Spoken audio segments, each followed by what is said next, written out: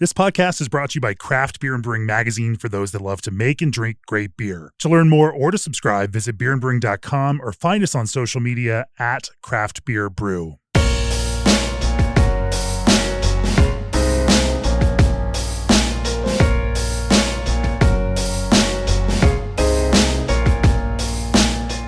We're in Seattle, Washington for this episode of the podcast, sitting in a artful, crazy, insane tap room and the Sodo neighborhood of Seattle. Of course, joining me are Matt Storm and Stefano Annicharico. Did I get it right? Yeah, Annichiarico, yeah. Annicharico? Yeah. Okay, I've been working on that one.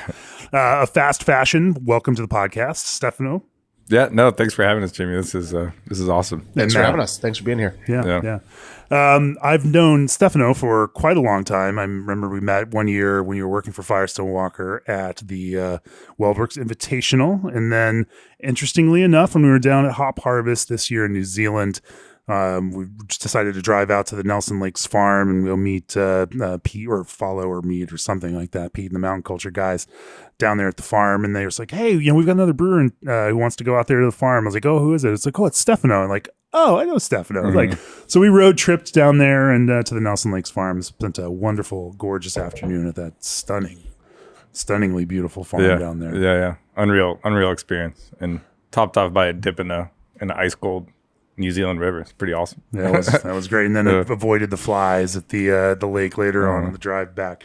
No, it was a good time. So anyway, as we were thinking about this trip here in Seattle, I was like, who should we got to talk to? And of course, you guys here have some history. This hop that Siegel grows that is now named Anchovy can be tracked back in part to you guys here. So you can take the blame for that. And of course, here on the window of the tap room at Fast Fashion, there's that fine anchovy hops logo and everything else. So we can talk about anchovy over the course of this. We're going to definitely talk about hazy IPA because you all definitely are making quite a bit of it. In fact, Saturday, we on our way bouncing around in Seattle, we popped over to the other tap room here and enjoyed some beers from Anchovy Fest.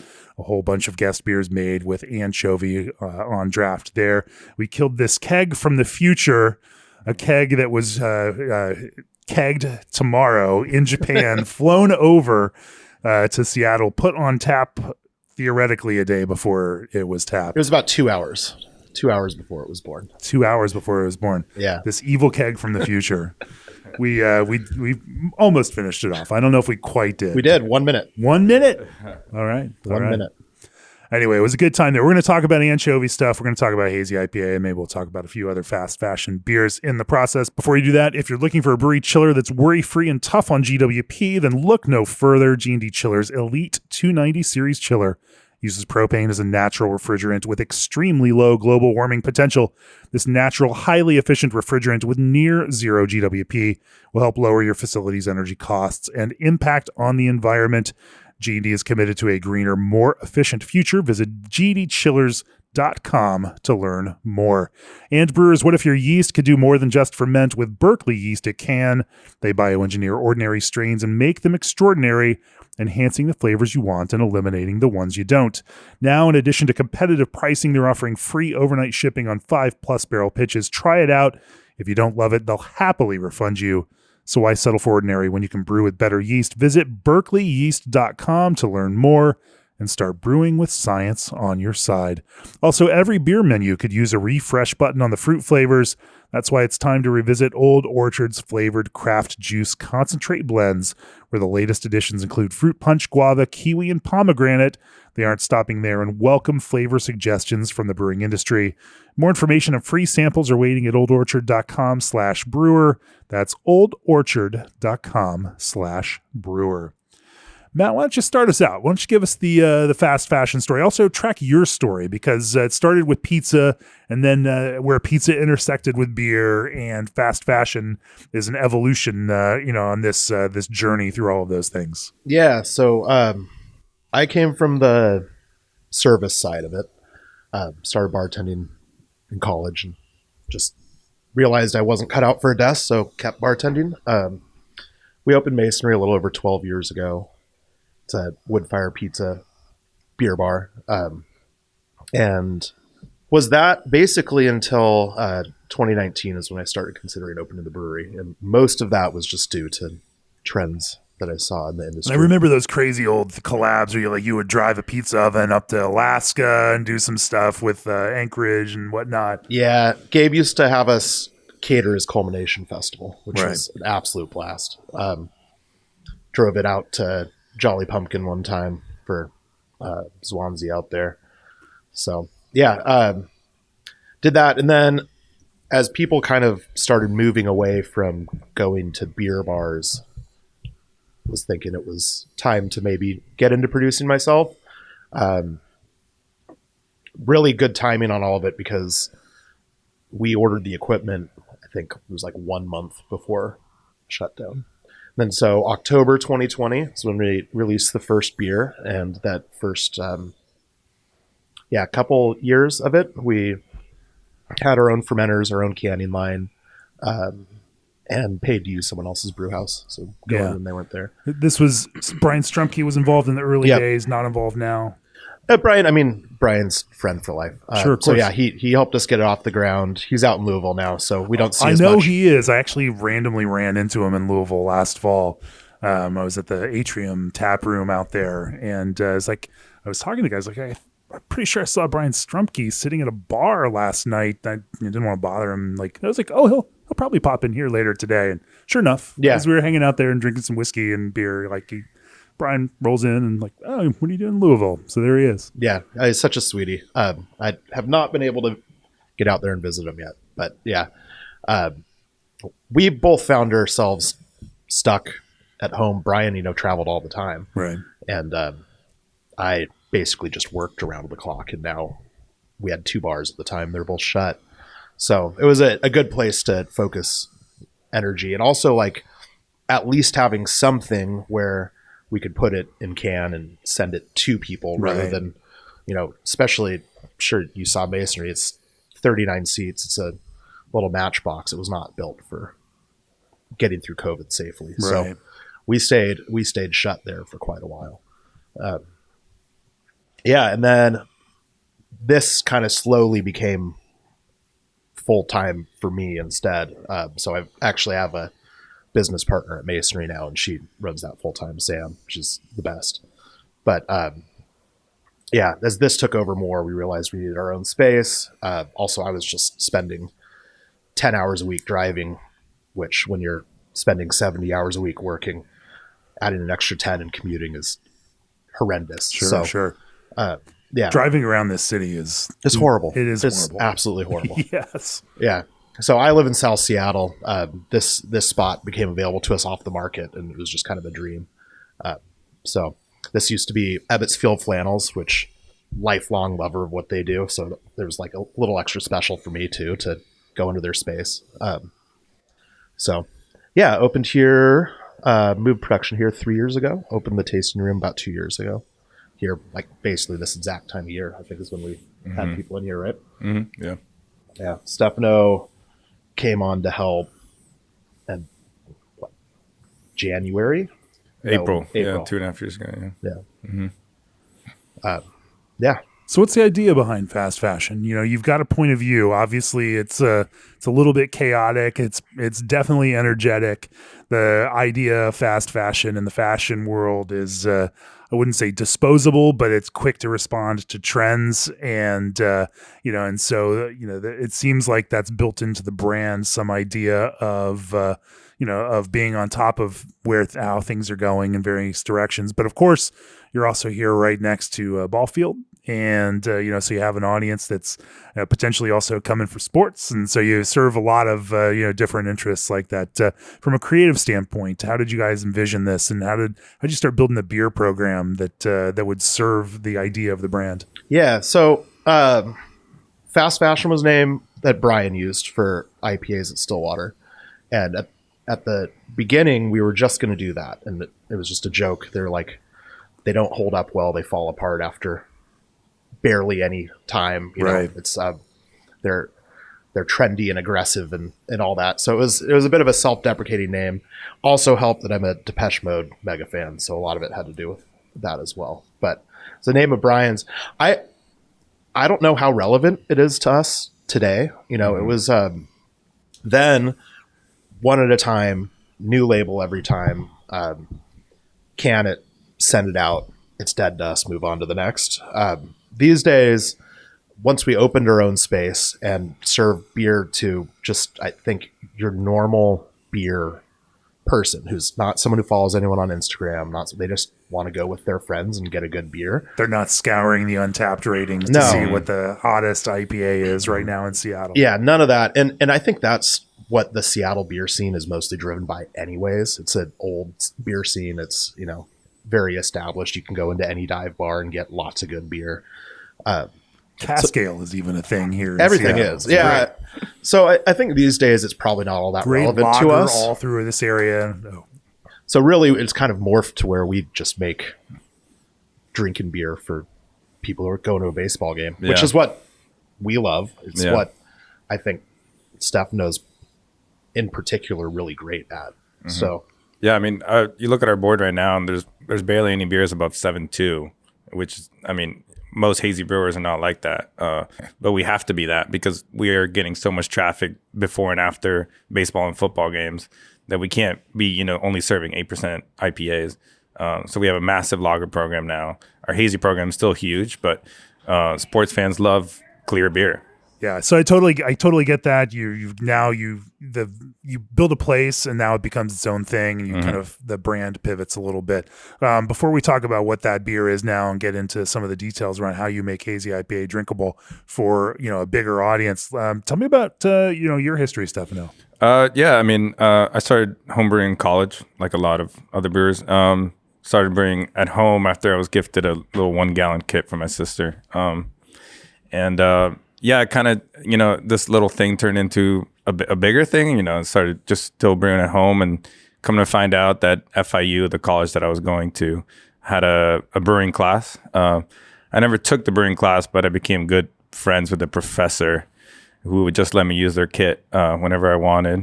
And he kind of noticed I was catching on faster than most people and was super interested, and he recommended going to Siebel. And that summer, in between sophomore and junior year, I took this class. I mean, I had just turned 21 that previous summer.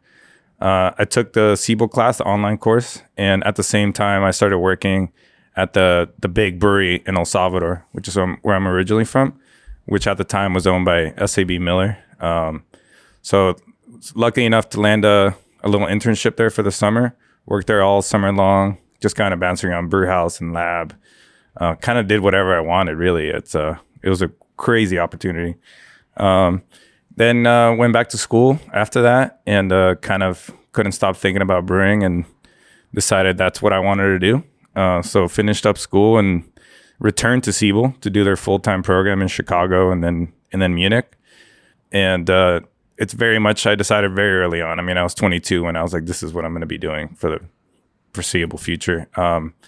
Then went to Siebel, came back to Florida, worked for a small brewery in Tampa for a little bit. That wasn't quite working out. And I got the opportunity to interview at Firestone Walker because of somebody recommended me for the job that I went to Siebel with. And 2 weeks later, I was packing up a U-Haul and moving to California from Florida.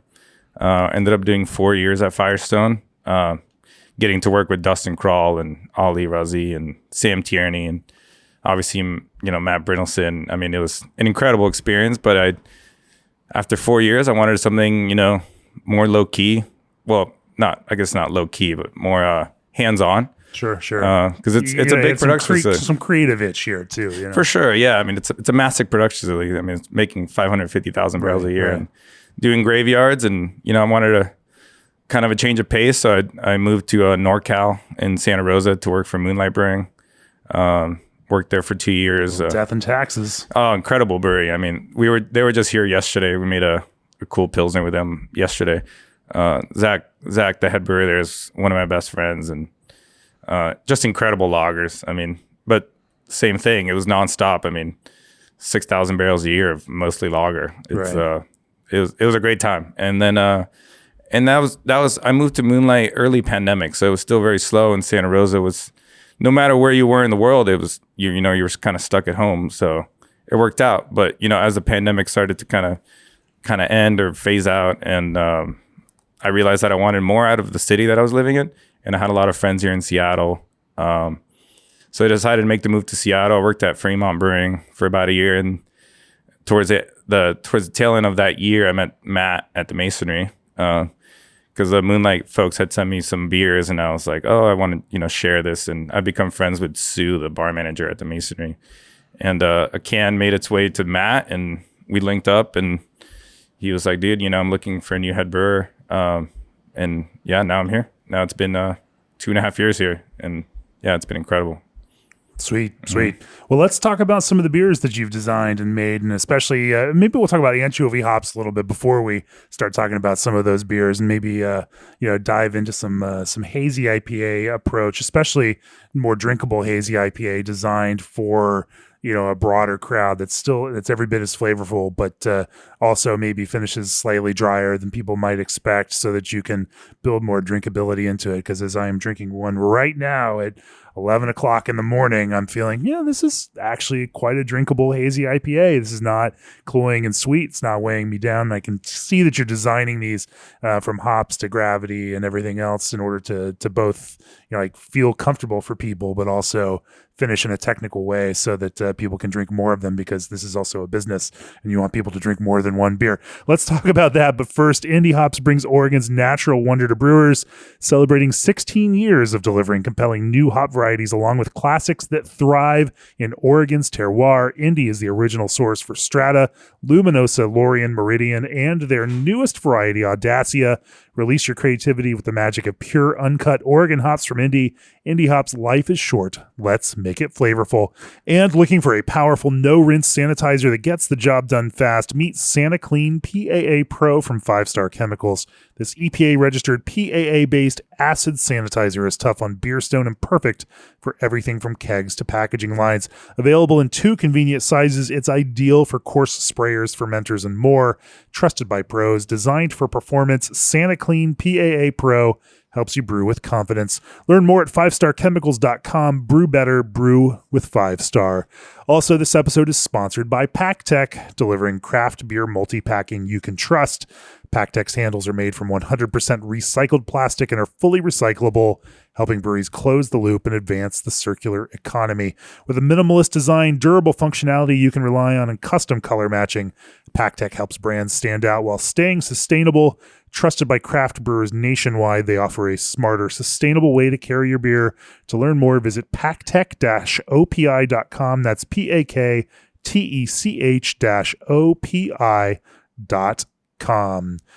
Thank you to all the brewers that send us beer with PackTechs on them. We save them all. I have giant color-coded stacks of them, and we use them for organizing all of the review beer that people send to the magazine. They really come in handy. And then, of course, any extras get new PackTechs or old PackTechs thrown back on them out there for everyone else. Anyway, before we start talking about hazy IPA, let's talk about anchovy hops, because this is something that does get connected to you all through that whole thing. Tell me the story of anchovy hops, how this thing came about. Obviously, they're grown by Siegel Hops. They got named somehow, and there's a story behind this. And I don't know what kind of blackmail leverage you guys have on John Siegel.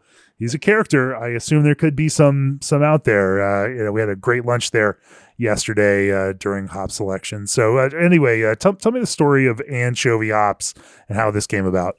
Yeah, so we went out there. This would have been September 2020, which was a really weird time to go to Yakima.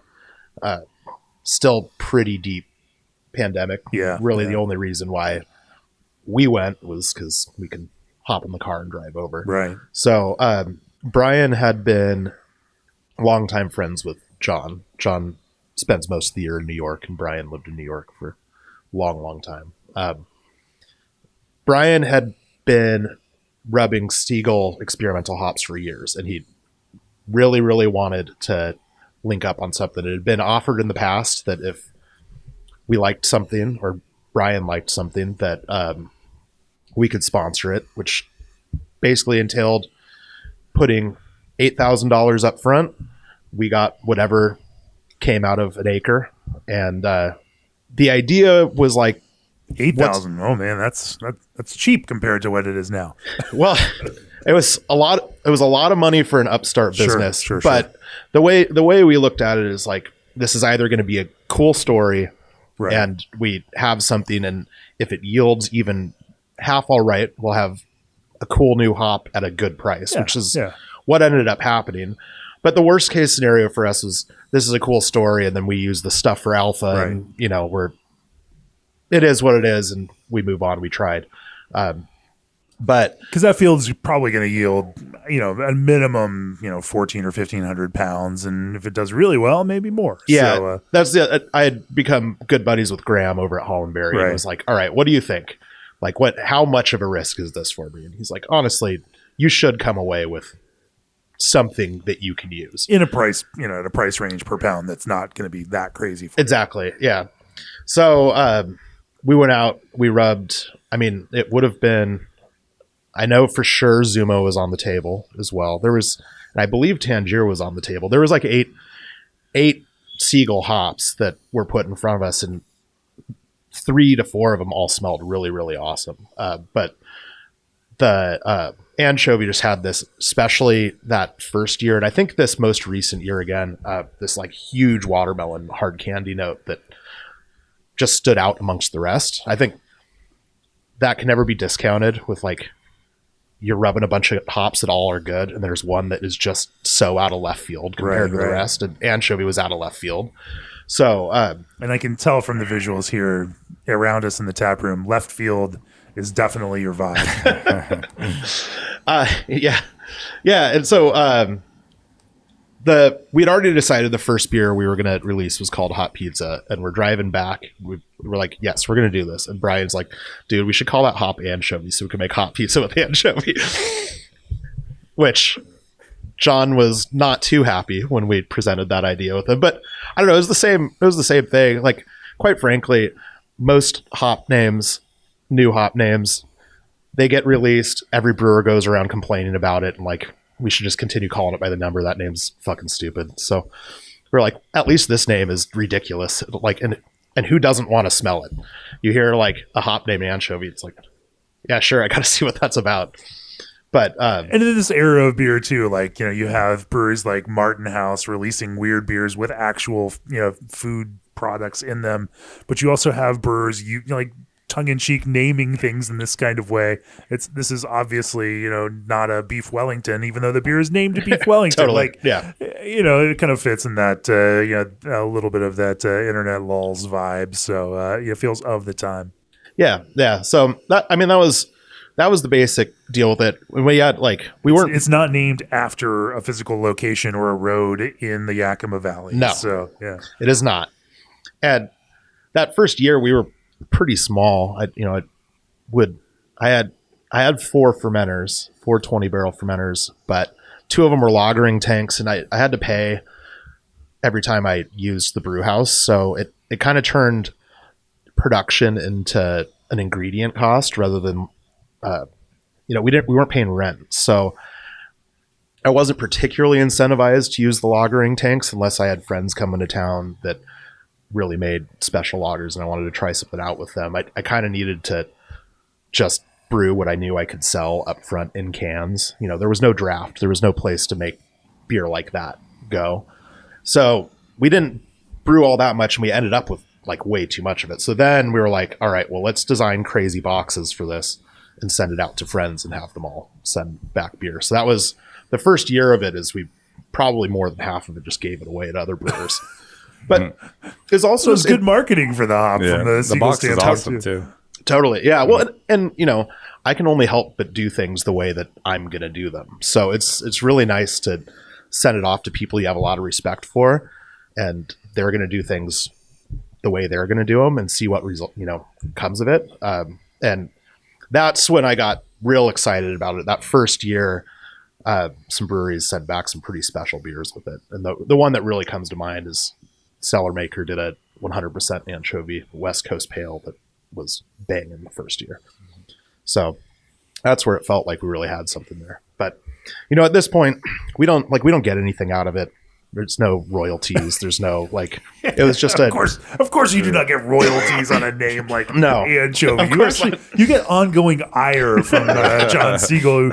We were there yesterday. Like, I can't believe they named it this. But he still grumbles about it. Oh, but, yeah. but at the same time, it stands out in a sea of hops. Like, you're not going to forget Anchovy. Well, he kept complaining about it, and so we started threatening to sponsor another hop and name it something even worse.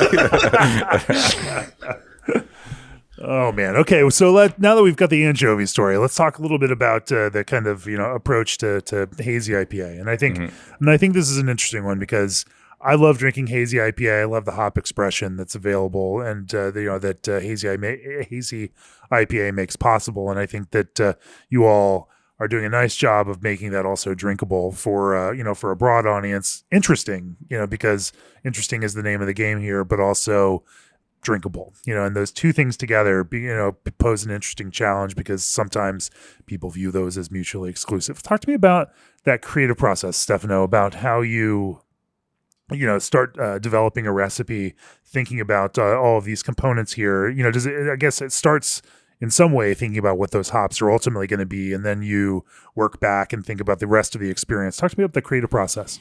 Yeah, I mean, when I first started here at Fast Fashion, I have never been a hazy brewer up until I started here. Between Firestone, I mean, Mine Haze at Firestone was towards the tail end of my time there. And then Moonlight Brewing is all lagers, no hazy. And then Fremont Brewing, they mainly make West Coast IPA. So when I first started here, I had old brew sheets to look back on and kind of see how they were designed, and then into the Strumke mind of pretty much. And in that era of hazy IPA, they weren't as pale as they are today. And still to this day, hazy IPA is evolving for us because we need to see how people are enjoying them and what they may or may not like about them. So when I first started, that Treehouse Julius, proto hazy IPA is very orange. It has a lot of color to it, a lot more than this ultra pale current modern iteration of it. Yeah. I mean, when I first started, we were using a lot of golden naked oats, and we've gone away from that. And the goal today is just as pale as possible, but also maintaining a lot of texture and softness. So it's always been evolving, and it still is, but now it's kind of find its sweet spot here in Seattle for us. And it all starts with Gambrinus, super pale Pilsner malt, about 65 to 60%. And then from there, it's that's great because it's not grown. I mean, it's just one province north of you here in Washington. Up in, not coming from very far. Yeah. And then from there, it's just a blend of different adjuncts, whether it's flaked oats, unmalted white wheat, and malted oats. Being who we are in fast fashion, we don't really have any mainstay hazy IPAs, so it makes it easy for me to kind of mess around with the adjuncts. And although hot pizza is still on the tap board here. Yeah, so. Hot pizza is kind of our year round, but it'll sometimes go a couple months without being on the board. Huh. So it makes my job easier, but also harder because I never have any parameters to hit.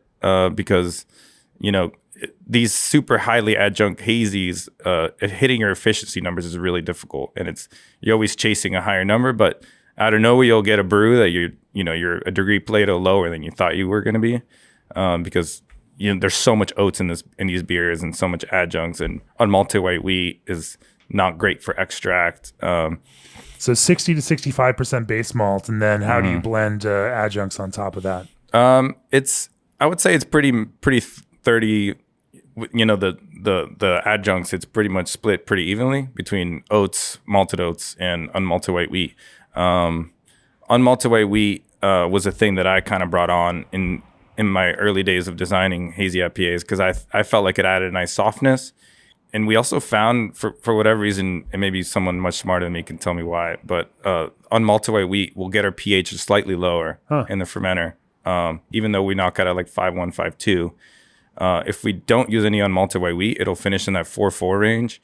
But for whatever reason, with our unmalted white wheat, it gets to like the low 4s, which is great because it's, we're forming a natural acidity in the beer, and we're hopping these beers at 4.5, 5 pounds per barrel. The pH does rise pretty dramatically. Of course, yeah.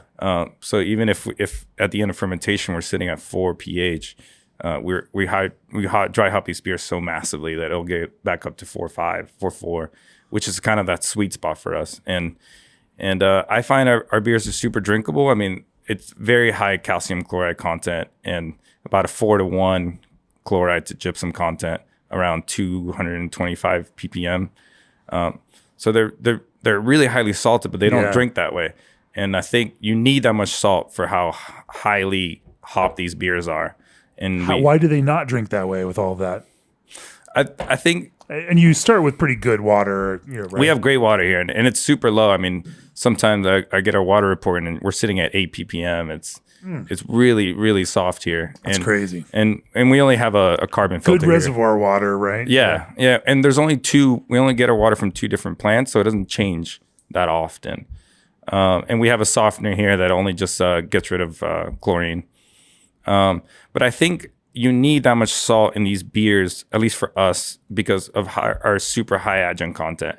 And all these salts just go in the mash, so we don't add any salts later on in the brew because we're going so heavily in the mash. And I think with all these super high adjunct, really high beta glucanase content adjuncts, and the salt seems to just absorb into that, and there's so much protein in these beers. If you don't have that salt, I find that these beers drink dry, even though they're finishing at 3.5, 4 Plato, 4.2 sometimes. If you don't have that salt with all these crazy adjuncts, they drink dry because if you think of like oat milk, I mean there's a lot of oats in these beers. Think of oat milk drinks dry, and when I first started designing these beers, or figuring out what I wanted these beers to drink like, I did start super low in salts, and so I would have to add a lot of acid in the mash, and then if you're getting your pH down with acid in the mash, all that phosphoric or lactic or whatever you're using will make it all the way to the fermenter. But since we're using salts to get our pH down in the mash, there's not much acid making it to the fermenter. And I think what makes these beers so drinkable so far down the line, in a week or 2 in package, or sometimes 4 weeks in package, is the natural acidity that we build from these high adjuncts and the early salt additions. I think they're like at a good place right now. We're not going to be tinkering very much with adjuncts here anytime soon. But I love messing around with the adjuncts, and every once in a while we'll make a beer that's closer to 50% adjuncts and sometimes 60% adjuncts, just to kind of mess around. And it always amazes me, even when they finish at 4.5, 4.5, 4.7, sometimes 4.2.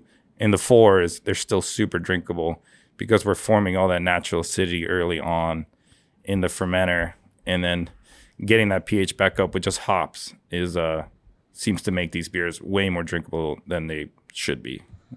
That's really interesting. Mm-hmm. Yeah, I mean, if I think about 3.5 Plato finishing gravity, I think about like Czech Pilsner, which can certainly end up in that space and still be dry and drinkable. Is there any kind of mash kind of process to using these that that makes that helps you hit that kind of attenuation? Because obviously there's also plenty of people making hazy IPAs that finish 5, 6. Yeah. I think at the level of adjuncts that we use, in theory, they shouldn't be finishing in that 3.7 area.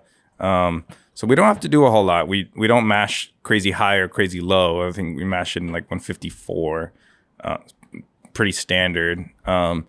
And the yeast just doesn't have that much to chew through. So they always seem to land in that like low 4s area for us. Our yeast is really healthy. We use imperial juice, which I think is just a workhorse. I mean, it'll finish fermenting in 2.5 days sometimes. We don't do anything crazy. And we add a little beta glucanase in the mash, but that's just for lauter, make sure we don't stick it. And that doesn't seem to affect our haze at all.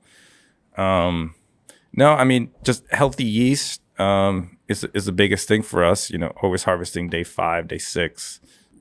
We from fermenter, we kind of just pitch from fermenter to fermenter. I mean, we'll harvest, but we're never looking for more than just one pitch out of our fermenters, which allows us to harvest earlier on and get some really, really nice healthy yeast. And since we're adding so much chloride, our yeast seems to flocculate more than most people. I think a lot of people have to step crash to harvest, but we rarely do, which is awesome. Which is something I've always been a big supporter on, is harvest early, get that early flocked yeast where it's still healthy.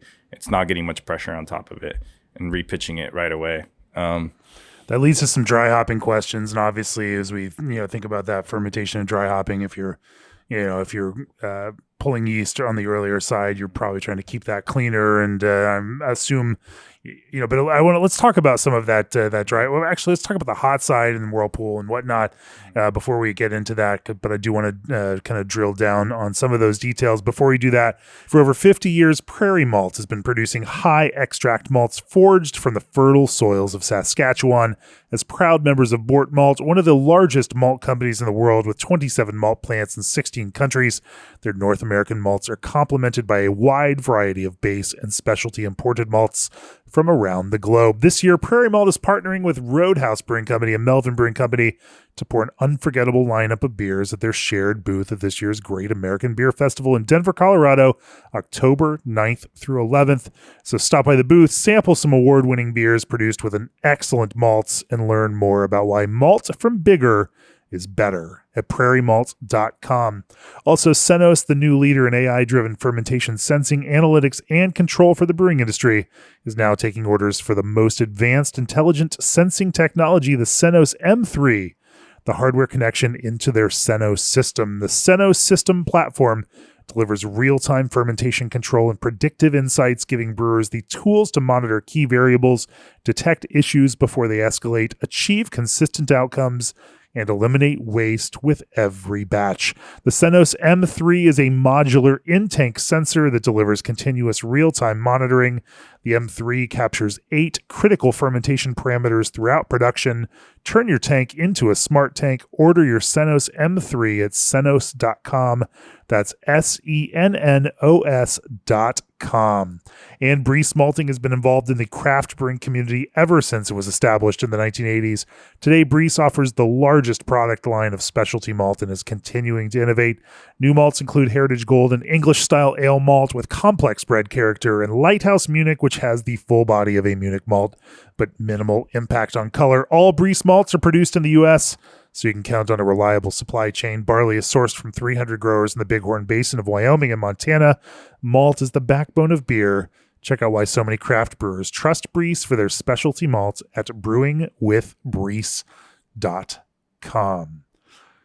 So we talked about mash, but we didn't really talk about hot side. Let's talk about that kind of hot side process with hazy IPAs, Stefano. Yeah, I am a huge supporter of only working at 11 pounds at a time. I think throughout our entire process, I like to work at 11 pounds at a time because I hate having open bags of hops unless I know that I can use them the next day. So for the most part, hazy brews, I'm a big supporter of boiling hops for any beer, including hazy IPA. I like adding hops at 20 minutes.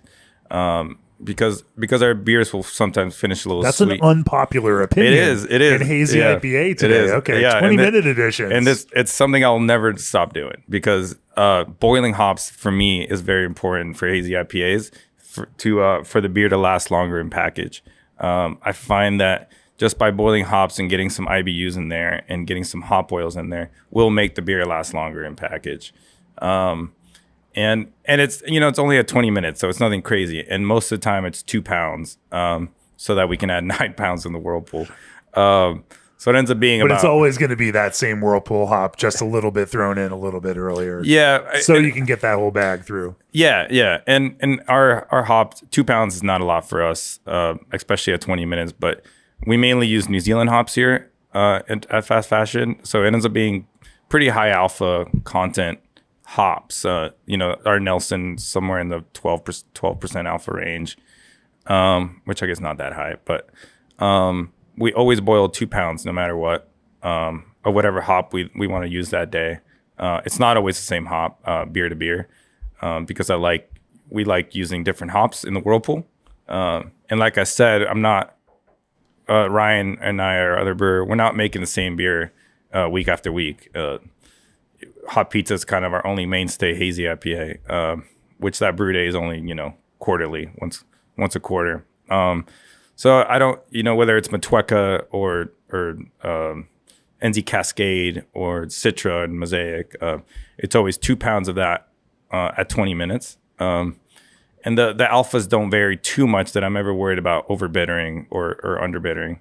And then the remainder of the bag at Whirlpool. So we don't use a ton of hops hot side, but just enough to get a little bit of bitterness. And like I said, at this crazy adjunct rate that we do for our beers, they'll never finish too bitter, and they'll never be too sweet either. I think for some reason that 2 pounds at 20 minutes seems to be perfect for us. And we lose a lot of beer because of how much we dry hop.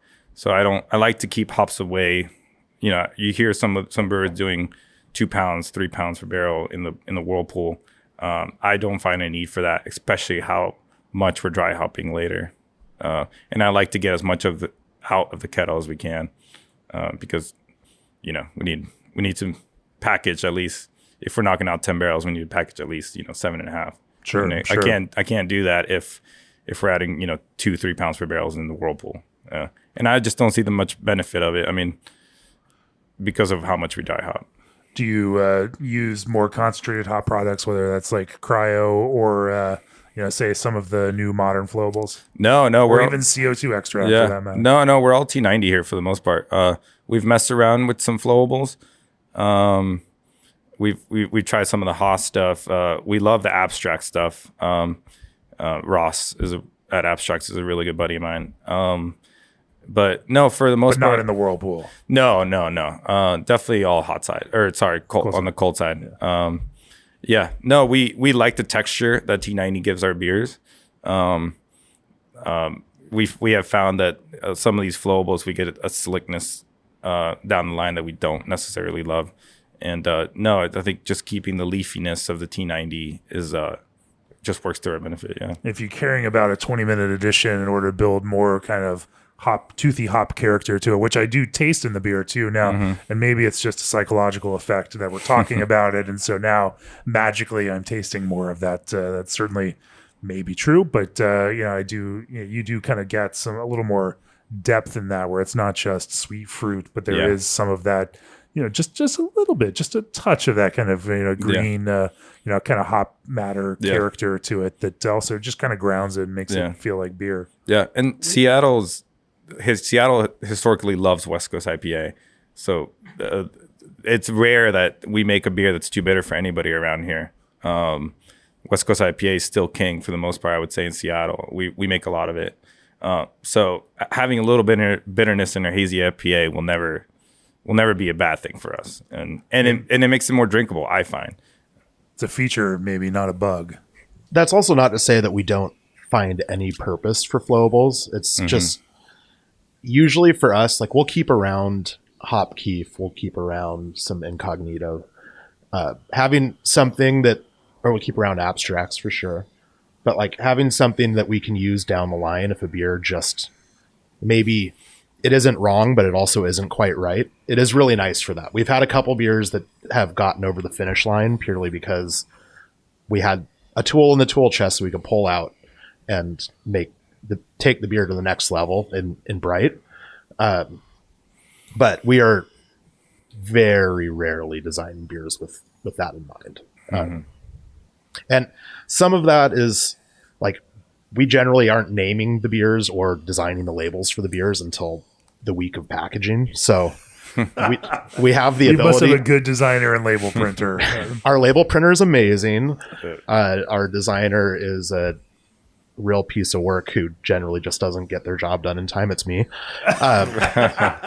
So, all right. Yeah. But the upside of that is we have had beers that it's like, okay, well, let's go ahead and add this. We haven't printed the labels yet, so we can do it. There's, Yeah, you're taking a fresh chef approach to beer right there Yeah. at the finish line, right? You know, if it's not tasting exactly the way you want it, you know, if you can turn it into what that is using the ingredients that you have, then you do, and if you can't, then you don't release it. You know, Well, that's how we started. So Stefano comes from a educated background. He's significantly better at this than I am. The first year I did the production, and what I realized early on, I came from a cooking background, came from making pizza and, you know, working the kitchen for a long time at masonry. And what I found is like I couldn't necessarily do the same good thing twice, but if I came at it with a critical palate and adjusted along the way, I could release a beer at the end that I was proud of. Now we have people who are way better at it, and we don't need to look at it that way. But I think that we still have a bit of that attitude towards it. Steph and I work really well together. And I think like always being critical of what we're making and trying to make it better. And, you know, that approach has led to the beer being the best it's ever been here for sure. Yeah. So let's keep following that process forward. So, you know, you whirlpool with, you know, the rest of that one bag of hops. You know, you knock out, you get into fermentation. You know, talk to me about the process from there. Yeah, I will say we do cool pool. We have a inline in our whirlpool loop. We have an inline heat exchanger that just runs from city water, a tube heat exchanger. We knock it down to 165 before adding hops and acid.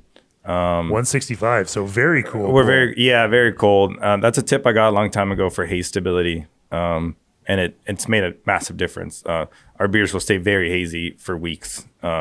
They have never dropped out. They, you know, maybe at the very edge of the glass you'll get a little bit of clear beer, but no, I mean our beers are very hazy throughout. So yeah, knock it down to 165. Add the hops. We'll rest for 20 minutes after that. But I love just getting beer into the fermenter as quickly as possible. Our knockouts are pretty quick on ale because city water here in Seattle is pretty cold year round, and our Heatex also has glycol. So we knock out at 65, which is on the colder side. Yeah, nice cool ferment. Yeah, and then we'll ferment at 68. So only a 3-degree bump. It just gives the yeast a little time to grow before it gets ripping. And we'll bump to 72. Normally day 2 once we hit around 6 Plato. It'll ferment out. It'll finish fermenting, and around day 8, we'll harvest day 5, day 6. We'll knock it down to 60, day 8. And then we'll actually let yeast drop out for a few days after that. We find that we don't like too much yeast to hop contact. So come day 11, we'll dump the cone, try to get as much yeast out as possible. 11 days in before you dump the cone, and now you start thinking about dry hops. Yeah. No hops are touching this in the cold side until then. Yeah. All right. That's That's some discipline right there, my friend. I know. Yeah. But it works for us. There's no yeast in the tank left. I mean, at least very little. So when we add hops, we're not too worried about getting fermentation going again. Right. We're not worried about any sort of VDK jump from there because there's not much yeast for it to work with the hops. So we'll dry hop. Normally, the lowest we'll ever go on maybe like a 6% hazy is 4 pounds per barrel. But normally that's the lowest. That's the lowest, yeah. For hazy IPAs, at least, we'll do lower for West Coast. Sure. But normally we've been sitting around 4.5, and we've messed around with 5. And then I had a brain fart the other day that my brain thought I was dry hopping a 20-barrel tank, and I dry hopped a 10-barrel tank at 8 pounds per barrel. And it's the beer that's tasted most like hops ever. I'll say that. We were talking about this. There's a distinction between a beer that smells like hops, and there's a difference between a beer that tastes like hops. And this beer just tasted like hops. It was a trip. We won't do that again. Maybe once a year we'll fuck around with doing another 8 pound per barrel dry hop. But we're around that 5 pound per barrel dry hop range for most beers. And we're very lucky that we have a great relationship with Freestyle Hops. Almost all our hazies get Freestyle Hops in them, between Nelson and Metueken and NZ Cascade. Those are our big 3 here. And how do you build on those?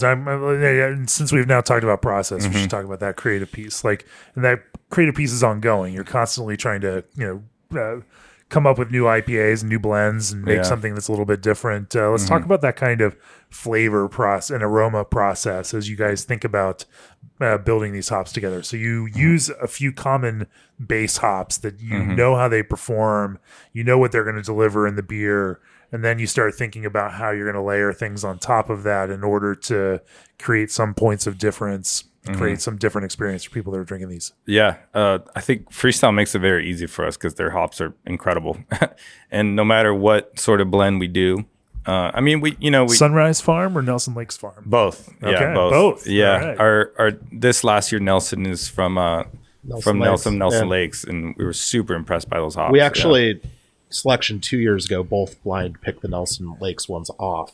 Yeah, they didn't make it through. Yeah, and then this last year, same, but the exact opposite. Both of us gravitated instantly towards the Nelson Lake one, those plants, which was really exciting. Those plants for are growing us. up. Yeah. They're doing a great job out there. But we have our things that we do. We don't lean too heavily on any hop besides maybe Nelson because it's such an awesome hop for us. Sure. We love the diesel that we get out of Nelson, but also that for when we select Nelson, we like more blueberry diesel instead of that more like white grape thing that a lot of people get from. I forget. I think it's blueberry diesel. Yeah. I think we like. I guess it's late. You like your mosaic-y Nelson, don't you? Yeah. And when we select Nelson, we're not going into with an idea in our heads of what we want from Nelson. Sure. We just we find what's in front of us and we kind of pick our favorites and it's looked different the last 3 years for what we select. Yeah, but we use Nelson a lot in West Coast too, and that diesel characteristic. Without that, I don't think Nelson works in West Coast. Mm-hmm. But for us, like because we use it pretty much ever and in lagers a lot. Yeah, that's something we tend to really pick out that we want in it. Mm-hmm. We did have 1 year where we selected 2 different lots, so we could have more of like a fruit cup Nelson, and then also like a diesel Nelson. Mm-hmm. But so Nelson's kind of a mainstay in a lot of our beers, but also I love that just because it's a somewhat counterintuitive Nelson selection strategy, and just in the same way that talking to Justin from Ghost Town, he's like, I want some of this this dank, this kind of dirty, gritty kind of character in my hops because it comes through. Mm-hmm. Like, it's interesting to see how sometimes some of these little outliers in character saying, I want some of that diesel, I'm going to select for it because that's what's going to make this really good, especially in some of these other beer styles. It's cool. It creates a different kind of signature. Well, and to be clear, like we don't want it to be one note. Right. We don't want it to be a bomb. If it smells like gasoline, like fuck that hop. But we want some. Mm-hmm. And obviously we use a lot of American hops and talking about Anchovy. For me, Anchovy plays well with hops like Citra, big citrus hop, because Anchovy, it does have that watermelon rock candy thing with some pine, but on the very bottom, kind of like base note, it does have a little bit of spice to it. So I think a hop like Anchovy, I always try to have at least one beer on the board with Anchovy in it because of who we are. I mean, it's in our window. And I like that hop around 30% of the dry hop and nothing more, and only cold side too. If you're interested, if you're interested in using Anchovy, definitely just keep it cold side. That spice seems to come out a little bit too much hot side. Even in Whirlpool. Even in the Whirlpool, unless if you can knock down to like 165 like we do, maybe. But for the most part, Anchovy is just meant for dry hopping. Yeah. So we mess around with hops a lot here. And like I said, I'm not ever trying to hit a specific brand unless it's hot pizza. So we get to mess around with hops a lot. And, if I'm curious about a hop that we may not have, I just ask around town. There's a lot of great brewers here in Seattle that are willing to share their hops. If I ever want Columbus or Chinook or anything like that, something that we don't contract out, it's very easy for me to ask around friends. Someone could at least tell you what lot to go after if you needed to. Well, usually we can just trade with them. Yeah, we have some really nice German hops, so it's pretty common for us to be like, you want a little middle fruit, and we need some Chinook. Mm-hmm. It works out well. it's a really collaborative kind community here. Yeah. So, Makes sense. Are there any other kind of hopping approaches there? And let's talk about as those beers finish up. So you dry hop after dropping yeast at this very, very late stage. Talk to me about how you go about dry hopping and maximizing extraction through that process. Yeah. So come day 11, drop the yeast. We'll just dry up over the top, open it up. We have CO2 going into the tank through the spray ball while we dry hop to minimize DO. Close it back up. Leave the CO2 on to get a nice blanket on the very top of the fermenter. So in through the spray ball, out through the blow off for about a minute. Close it back up. Build maybe a 1 or 2 psi, and then we'll rouse through the racking arm for a couple minutes. Try to get back up to 5 to 8 psi, and it'll just sit there. Early the next day, we'll do one rouse. Gentle rouse, just to not to blow off too much. Yeah. Just to... Well, yeah. I mean, if you're adding 5 pounds per barrels, which is for us it's 77 pounds. It forms like a mountain on top of the beer. So that rousing it will make sure that the hops are getting into the beer consistently. Early the next morning, we'll do one rouse, and that's it. We have found that if we do any more rouses than that, hop burn will start to creep into the beer. Huh. Yeah. What would then spur hop burn on at that point? I think because there's so much adjuncts in these beers that all the adjuncts seem to kind of cling on to those polyphenols. And if we do more than one rouse, like the next day or even the following day, it takes just over a week for the. You're pushing some of this stuff back into the beer that is already precipitated out, and that's going to add to some of that burn perception. Yeah. So just one rouse the next day, and that's it, which gives us enough time to let those polyphenols drop out again. Yeah. And we'll only rest on hops for 3 days. On the third day, we crash. And like I said, we're not worried about any hop creep or VDK rise because there's no yeast. There's nothing there to let that VDK rise. So come day 3 days after dry hop, we'll crash and dump the hops at the same time. And then we're able to give it, this is now day, 14, 15. We're able to give it 4 days cold to really get those hops to drop out. And then we'll transfer out to the bright and then ideally package the next day. Yeah. Cool. It works for us. And we get plenty of hop expression in those 3 days. And that's all we really need. We have tried dry hopping more than once. We haven't seen a huge benefit from it. Wait, there's no DDH fast fashion beers? Yeah. We call does it DDH show up on a label just because you add twice as much? pretty much. It's just a shit ton of hops. We actually use it as an interchangeable word for hazy, mostly because I hate the word hazy. So, confusing packaging. Sorry.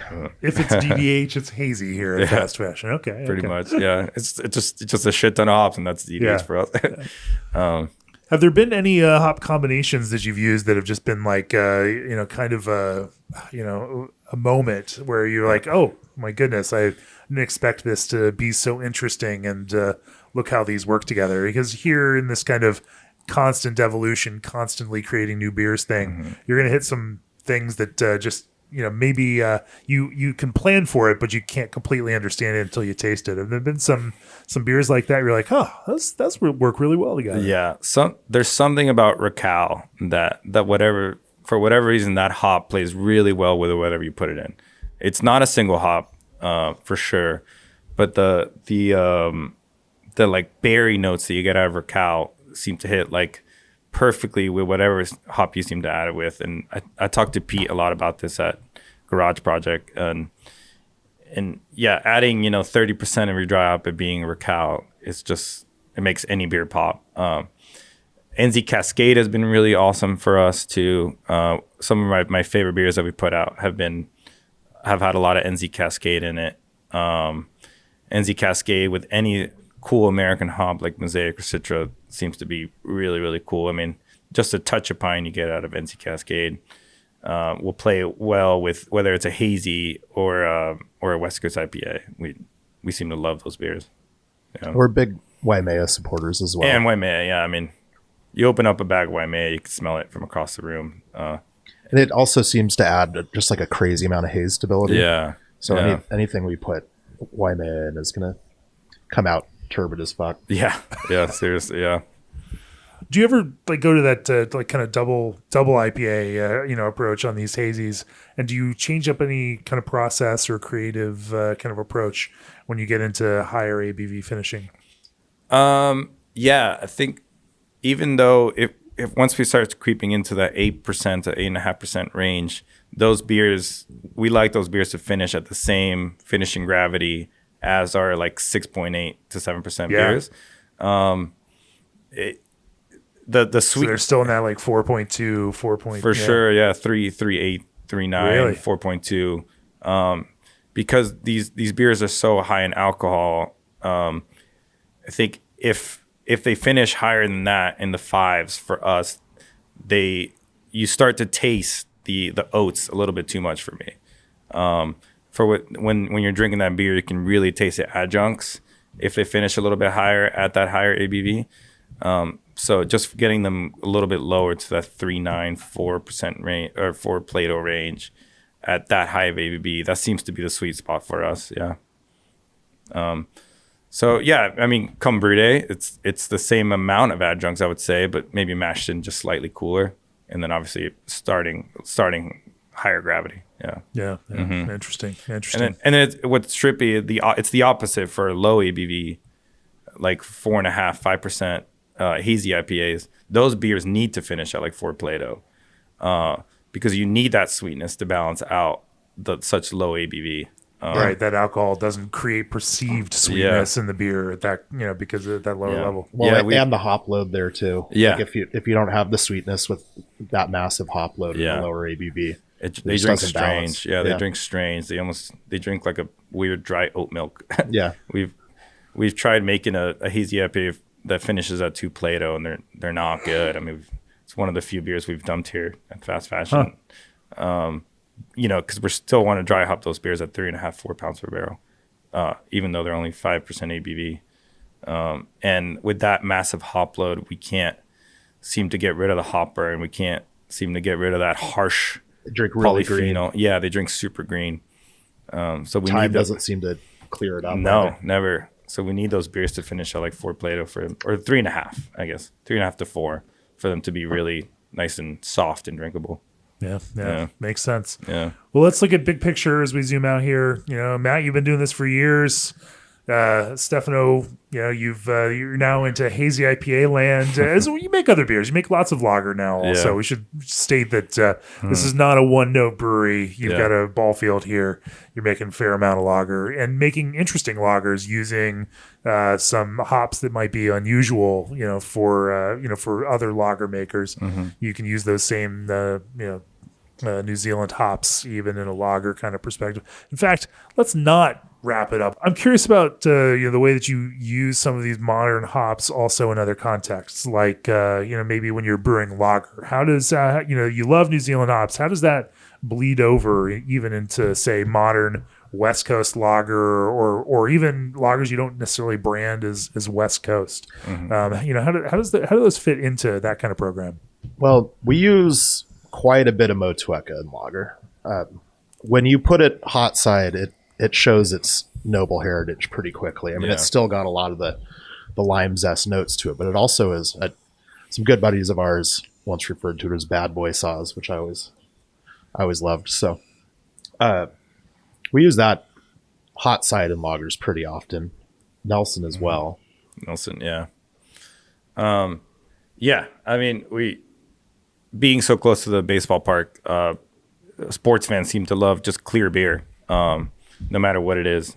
So we do make a lot of West Coast pills, NZ pills, and just hoppy lagers. And we approach those obviously very different. We use a lot more of the New Zealand varieties, hot side, but we also have some incredible German varieties here that we get from friends. So a lot of those beers start off early boil German hops and finish with Nelson or Citra or Motueka. And then a lot of the time dry hop, but very little, maybe 1 pound or 2 pounds per barrel. And sometimes not. Sometimes we get plenty of character out of the whirlpool on some of those beers. And you just taste and decide, like, hey, does this need a little bit more on there? Yeah. How does the fermentation work on that side in order to complement those hops? Yeah, so those beers are 3470. We're lucky that the big brewery here in town, Georgetown, gives us 3470 kind of whenever we want. They're harvesting weekly. Nice. So it's so nice. It's great. Yeah, it's great. They give us a case of beer on the way out. Too. Yeah, they're too friendly sometimes. Yeah, it's awesome. A little pat on the butt, case of beer. Yeah. Here's 12 ounce cans of Bodie. So that's great, which gives us a lot of flexibility to kind of make these beers whenever we have an open tank, and but when we're designing those beers, I mean, they're all just Pilsner malt, nothing crazy about them.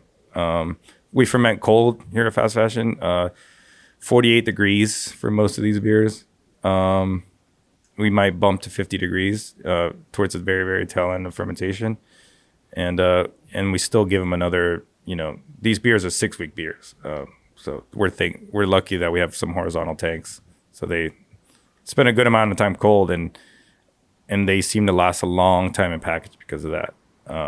And baseball fans and football fans and soccer fans, they know when they're drinking a good lager or not. And we need these people coming back to our brewery because so many people go to so many games a year. So that's kind of during this time of year, we can't seem to make enough lager, which is an awesome problem. It's a good problem to have. Yeah, sure. Well, now let's zoom out and let's talk about big picture. You've been doing this since the pandemic, Matt. Where do you see the future for fast fashion? What do the next few years look like for you? I think for us, big thing is just trying to get more consistent day in and day out. I think we've carved out a nice little corner of our community, and we're every day trying to reach new people. We work really hard to try to get into just good neighborhood bars and places where your average Seattle beer drinker drinks. So, we have the opportunity next to the baseball stadium where you get people who every single day have never heard of us come in. That's really nice. So we're really leaning into that. I think that's probably long-term going to be a more sustainable model for us anyways. We early on made beers, the cans sold out right away. Great. But like that doesn't last forever. So, that's, I think, the big thing for us, creating a good tasting room experience, a different tasting room experience, something that feels a bit more like the Seattle that I grew up with. Maybe just a little, I don't know, unique in an expression of us. Weird. Yeah. Mm-hmm. Characterful. Yeah. Not the same as everything else. We try to not be that. I mean, you're not going to confuse this tap room with someone else's tap room. That is 100% for sure. And that's not a knock on anyone else. I think it's just like, I think of the best places for me to go drink, and they're all an extension of the people making what it is that you're drinking. I think like anytime you have that feeling, you feel like you're in a special place. I think Moonlight is very much that. You walk in, and Moonlight couldn't be more opposite from what we are as a tasting room, but it's like such an expression of who they are there. Mm-hmm. I think for us, staying what we do best, trying to get better all the time, trying to get in front of new people. Mm-hmm. If you want a view into the quirky mind of Matt Storm and all those corners of the personality, come to the Fast Fashion Tap Room. Choose which room reflects your own connection to that personality, because there are many different experiences here in the Fast Fashion Tap Room. And of course, there's beers of all kinds that will also complement each one of those little personality quirks that you also might find as you're sitting here drinking it, whether that's lager, whether that's hazy IPA, or a number of other things. But anyway, I think that's a great place to bring it to a close. With G&D Chiller's 24/7 service and support, your brewery will never stop. Berkeley Yeast bioengineers ordinary strains to make them extraordinary. Hit the refresh button on your fruit flavors with craft concentrate blends from Old Orchard. Release your creativity with the magic of pure, uncut Oregon hops from Indy. Santa Clean PAA Pro from 5 Star Chemicals is tough on beer stone and perfect for everything from kegs to packaging lines. PackTex handles are made from 100% recycled plastic and are fully recyclable. Try Prairie's lineup at the Roadhouse and Melvin booth at GABF this October. Turn your tank into a smart tank with the Senos M3 modular in-tank sensor. And try new Heritage Gold and Lighthouse Munich malts from Breeze. If you've enjoyed this podcast, go to beerandbrewing.com, click on that subscribe button, and help us bring great conversations like this one to you every week. Then also become an all-access subscriber if you're a pro brewer out there, and learn from the best pros through video, also our Brewing Industry Guide magazine, all the great stories we bring to you there. If people want to learn more about fast fashion, Matt, where can they find you, both in real life and in the virtual world? In real life, we're SoDo, Seattle, Washington. First Avenue South is where the brewery and tasting room is. We also have another little tasting room in Lower Queen Anne, kind of right at the base of the Space Needle. Instagram, Fast Fashion Beer is our handle. I try to post. Not great at it, but you can follow us there and be surprised every once in a while. Sounds good. Stefano, Matt, thanks for joining me for the podcast. Yeah, thanks again, dude. Yeah. Cheers. Thanks for having us.